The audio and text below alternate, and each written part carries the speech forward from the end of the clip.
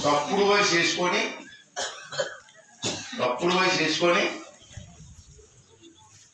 3,20,000 మందికి దొంగ పెన్షన్ తీసుకుంటారు.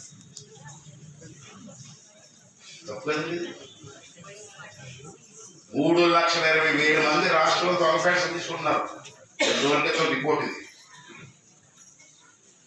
దీనికి ఎంత ఖర్చు అవుతుంది మీకు ఎవరైనా తెలుసా? పెద్ద కప్పులు చెప్తారు అందరికీ.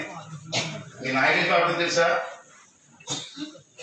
3,20,000 ఇంటూ 4,000 వేయండి. నెలకి ఎంత అవుతుంది?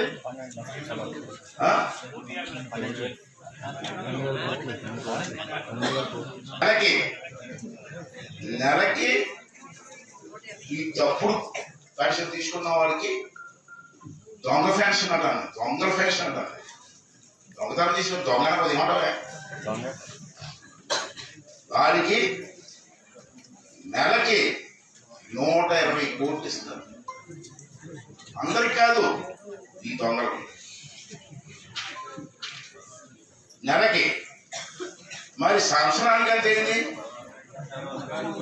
1,440 కోట్లు సంవత్సరానికి. 5 సంవత్సరాలకి ఎంత అయింది? 5 సంవత్సరాలు ప్రభుత్వం ఇవ్వాలి కదా.